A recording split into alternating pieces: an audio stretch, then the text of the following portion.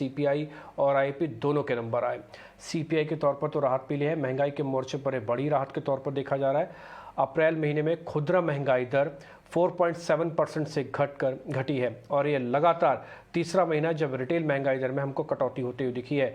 अब सीपीआई 18 महीने के निचले स्तरों पर पहुंच गई है। सीपीआई का मतलब होता है कंज्यूमर प्राइस इंडेक्स, यानी कि इस समय एक खुदरा निवेशक को, खुदरा एक इन्वेस्टर्स के पास महंगाई की कितनी मार पड़ रही है उसका एक सूचक होता है, उसका एक पैरामीटर होता है। तो वो लगातार कम हुई है और वो 18 महीने के निचले स्तरों पर है। वहीं अब इंडस्ट्रियल प्रोडक्शन के आंकड़े भी कल शाम को ही जारी हो गए।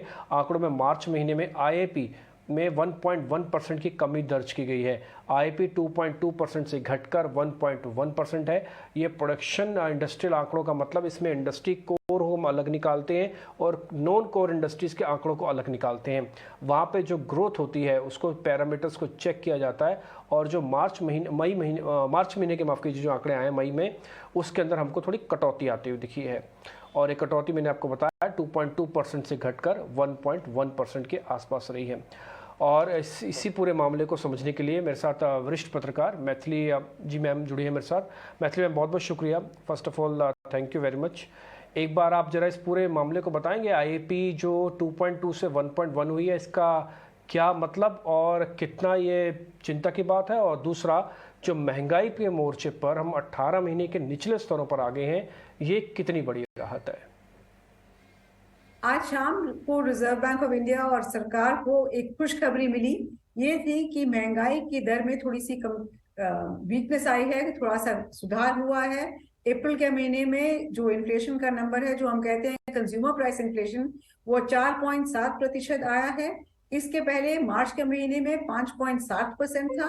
तो इसके मुताबिक सर्टेनली हम कह सकते हैं कि इन्फ्लेशन में कुछ घटौती हुई है। अगर इसके साथ हम देखेंगे कि खाद्य पदार्थों में जो इन्फ्लेशन हुआ है वो 3.8% है, तो ओवरऑल हम कह सकते हैं कि इन्फ्लेशन में सर्टेनली कोई गुड न्यूज है। लेकिन हमको यह याद रखना चाहिए कि इसलिए इन्फ्लेशन लो लगता है क्योंकि पिछले साल माने अप्रैल 2022 में इन्फ्लेशन का जो नंबर था वो 7.8% था। तो उसके मुताबिक इस साल जो प्राइसेस की इंक्रीज हुआ है वो कम लगता है, 4.7%। और आगे जाते महीने में हमको ये पता नहीं कि ये ट्रेंड कंटिन्यू करेगा कि नहीं, क्योंकि हमारे सामने दो प्रॉब्लम्स हैं। एक तो ये एल नीनो की जो बात हो रही है उसके ऊपर उसका मॉनसून के ऊपर असर होता है। मॉनसून अगर बुरा हो तो खाद्य पदार्थों में प्राइसेस बढ़ जाती हैं। हमारे कंजम्पशन बास्केट में खाद्य पदार्थों को लगभग 50% है। तो इस वजह से जब भी मॉनसून खराब हो तो उसमें जरूर इन्फ्लेशन पे असर होता है। साथ के साथ जो ऑयल के प्राइसेस जो हम कहते हैं, जो हमारे कंट्रोल में नहीं है, बाकी देशों खासकर ऑयल एक्सपोर्टिंग कंट्रीज के बेसिस पे डिपेंड होगा, तो उसके ऊपर भी काफी अनसर्टेनिटी है। तो हम नहीं कह सकते कि पूरा इन्फ्लेशन कंट्रोल में है और इसके बारे में रिलैक्स कर सकते हैं। खासकर अगर हम देखेंगे जो इंडेक्स ऑफ इंडस्ट्रियल प्रोडक्शन जो है वो मार्च के महीने में सिर्फ 1.1% बढ़ोतरी हुई है। तो अगर हम देखेंगे इन्फ्लेशन में खुशखबरी है, लेकिन इंडस्ट्रियल प्रोडक्शन में बिल्कुल बेचैन है। तो साथ के साथ सरकार और रिजर्व बैंक ऑफ इंडिया को ये समस्या फेस करना पड़ेगा। ठीक है मैथिली मैम, बहुत बहुत शुक्रिया, थैंक यू वेरी मच इसका पूरा एनालिसिस करने पे, और कि आपने बताया कि आईआईपी के क्या मायने हैं इस समय और इन्फ्लेशन के क्या मायने हैं।